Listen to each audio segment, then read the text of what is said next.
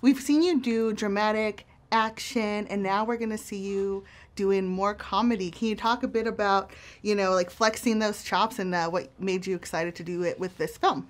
Well, when I set out so many years ago to move out to Hollywood with my dreams, I always saw myself as a comedic actress.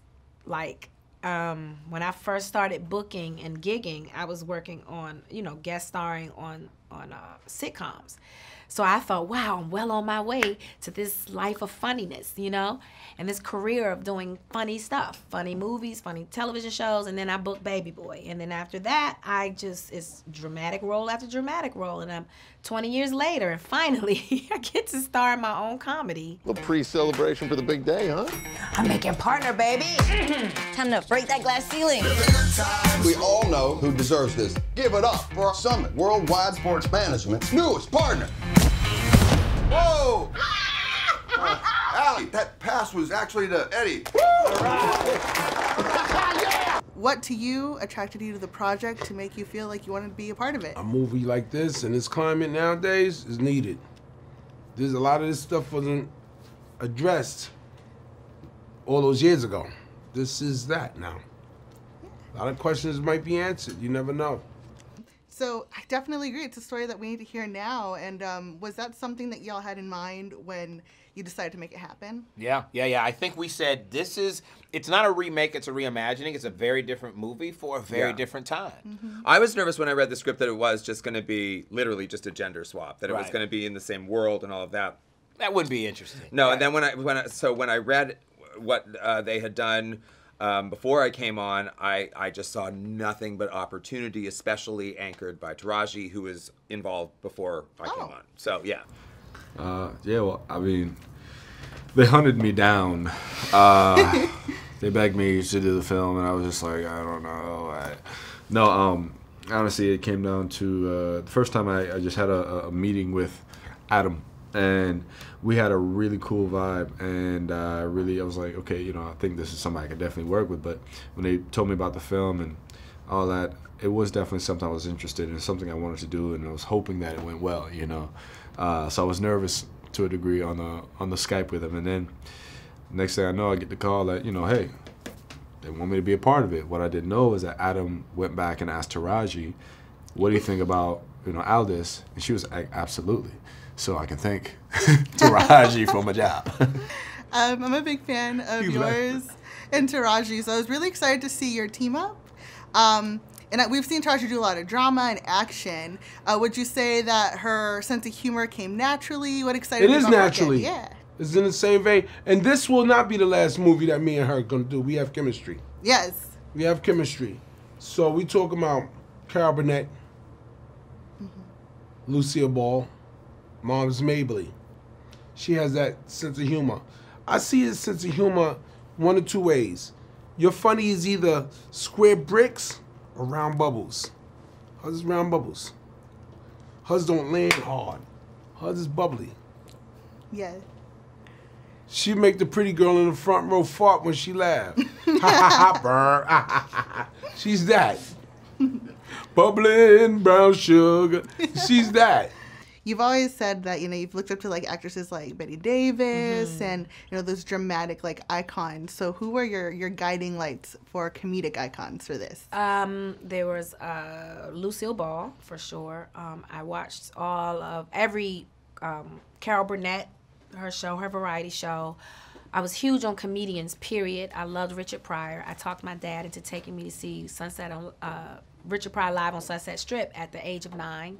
I wasn't supposed to see that, but I was that drawn to comedy. Look, Solid Gold, any variety show, Sonny and Cher. I just loved comedy, and I was drawn to it. So it's something that I always wanted to do, and it's something that I actually can do. And comedy is it's actually a gift. You can't teach anybody comedic timing. That's something you gotta have. So all my life I wanted to be funny. But, we've seen a lot even like when you're playing Cookie or just roles that could be dramatic, you always have that sense of like realism where you can like crack a joke to like have like the scene that's happening, like breathe and like it's so believable. Even in Hidden Figures too. Thank you. So That's what comedic actors do though.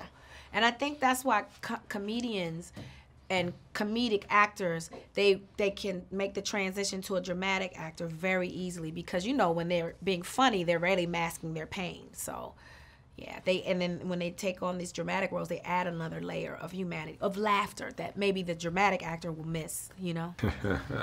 Taraji is so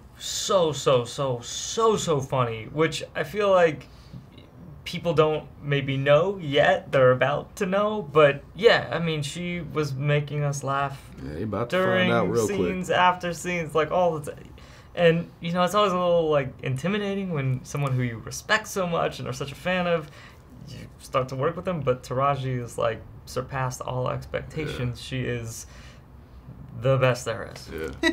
So was this the project that, since she was involved before you came on, that you had specifically for her in mind, or was it a project? I mean, there was nobody else but her. When they, you know, Paramount, who made the movie, came to me and said, we're thinking about remaking this movie. And I said, okay, there's nobody but Taraji who can do it. I know how funny she is. I know how fearless she is as an actress. And I knew she was looking to do something different from all the dramas she does so well. I was like, listen. Did she resist at all? No, she didn't. Yeah. She was like, I didn't have a script when I first approached her. Oh. It was just the idea and the concept. But the fact that it was going to be a comedy, and she was like, so you're telling me I don't have to, like, ugly snot cry? I don't have to be depressed for 2 hours? I was like, no, let's have some fun. She was like, I'm in. Let's do it. Let's figure it out. That's great. And we worked together, so she did have a lot of faith that I would, you know, not put her in a bad situation. And together with Adam, we got the script to a really great place. Yeah. And I'm proud of it. Proud of the movie. And the turnaround was super fast. Sure. Yeah. Yeah, less than a year ago we were shooting this movie. Wow, much less than a year ago. Yeah. And bringing Tracy Morgan on board, was that like definitely like a natural? Because like you could see them as like a duo. We had there was like in every character there's a little list that they sort of put forward. Go like the studio comes forward, we come forward, things like this. Tracy actually topped all of our lists.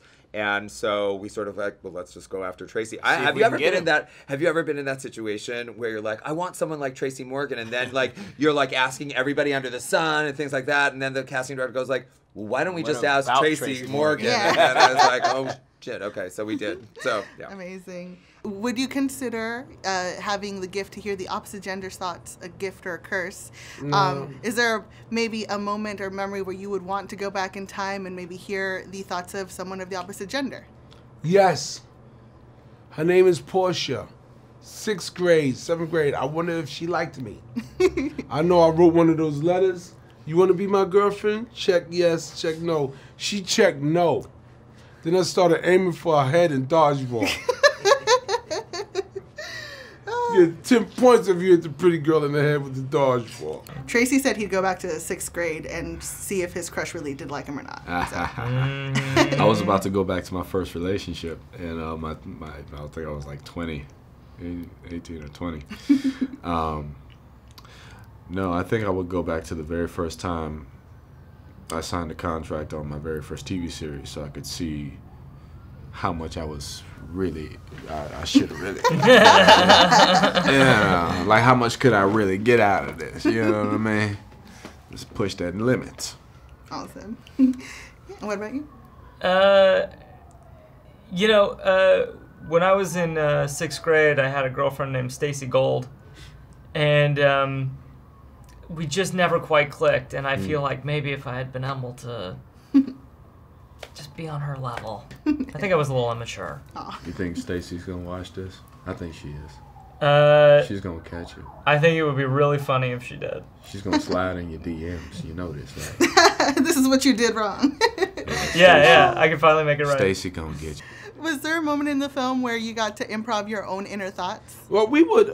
Adam Shankman would allow us the freedom sometimes to explore, to create. But for the most part, we got what was on the page first. Once the writing is great, you don't have to do all of that. You could just turn what you have funny. Allie's story, I think, is going to speak to a lot of women. Yes. And looking at the script, what about it spoke to you? Well, I thought it was just very interesting how well we cared for the single father, that image. I hadn't seen that much of many single fathers in one film. That was just beautiful. I identified with her struggle. You know, I'm still fighting in Hollywood for things that I know I deserve. You know, and I think every professional woman will identify with Ali and her struggle. She taught me a lot. Don't take no for an answer, which I don't anyway, but she was a great reminder. And Adam, you've done so many films that definitely show the world that we live in. You know, I watched Wedding Planner growing up, and I was like, I see like myself in J-Lo, you know? And there's always this talk of like, oh, is Hollywood taking enough steps forward, or are we still taking steps back? Like, we can always do better. We can always do better. Like, I agree. Do you feel that now because of the visibility and accountability that the internet gives, it's changing for real? I don't like that this is an anomaly. Like, do you know what I mean? I think that when this just is able to be, where we're not talking about, like, and we haven't seen a black woman at the center of this, like, that conversation should be eradicated, you know, and by the time, then we'll be in a better place.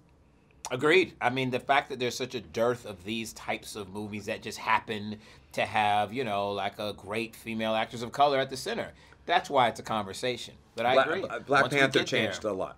Nice. Black Panther changed a lot for a lot of us. On a few levels, absolutely. Yeah. Awesome. And I look forward to seeing more films. That's the world we live in, for sure. We're coming. There you go. Little lady, what you doing at the big boys table, huh? $2,000. I'm bluffing these fools. I'm missing Real Housewives. Shaq finally has a winning hand. Why am I thinking in the third person? I smell toast. Am I having a stroke? Wait, I have toast in my pocket. Whew.